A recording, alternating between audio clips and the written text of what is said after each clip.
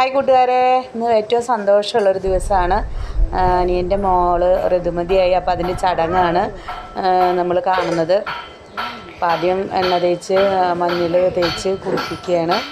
അപ്പോൾ അതിന് ഓരോരുത്തരും മാറി മാറി മഞ്ഞൾ തേച്ചും ചെയ്തുകൊണ്ടിരിക്കുന്നത്. പലയിടത്തും ഈ ചടങ്ങ് പല രീതിയിലാണ്. നമ്മുടെ ഇവിടുത്തെ ഈ ചടങ്ങാണ് ഇപ്പോൾ കാണുന്നത്.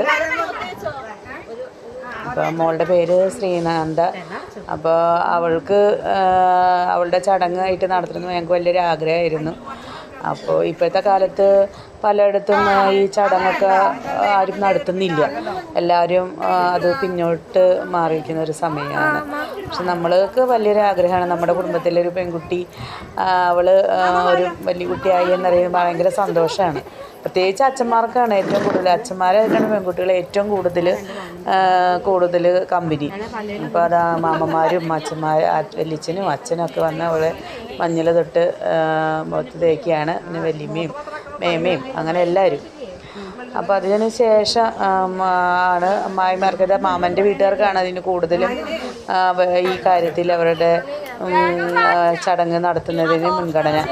അവരാണ് അമ്മായിമാരാണ് അതിൽ കൂടുതൽ മുന്നിട്ട് നിന്നിട്ട് ചെയ്യുന്നത്. അച്ഛൻ്റെ വീട്ടുകാർക്കാണ് അവരെക്കാളും കൂടുതലും മാമൻ്റെ വീട്ടുകാർക്കാണ് ഈ ചടങ്ങ്. അമ്മായി എന്നിട്ട് അവർക്ക് അവരുടെ ഡ്രസ്സും സാധനങ്ങളൊക്കെ കൊടുക്കുകയാണ്. അപ്പോൾ ഇതൊക്കെയാണ് മേക്കപ്പ് സാധനങ്ങൾ.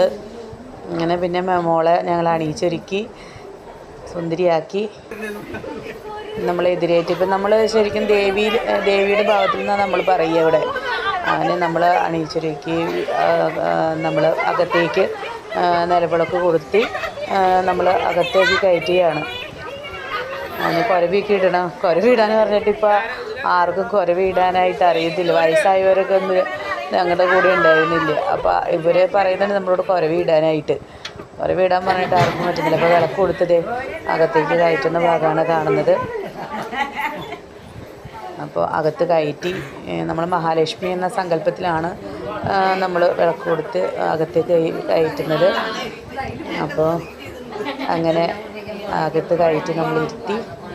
അതിനുശേഷം നമ്മൾ കിണ്ടിയിൽ 7 തരത്തിലുള്ള, അതായത് സ്വർണം, വെള്ളി, ചെമ്പ്, ഇരുമ്പ്, നെല്ല്, മഞ്ഞൾ, അങ്ങനെ 7 തരത്തിലുള്ള ലോഹങ്ങളും അരിമണി ഒക്കെ ആയിട്ട് ഇലയിൽ പൊതിഞ്ഞ് അത് നമ്മൾ അവരുടെ ഭാവി നോക്കുന്നു എന്നാണ് പറയുന്നത്. അങ്ങനെ നോക്കി അത് കഴിഞ്ഞ ശേഷം മധുര പലഹാരം കൊടുത്തു. അതിനുശേഷം സമ്മാനങ്ങളും ഒക്കെ കൊടുത്ത് പിന്നെ സദ്യ.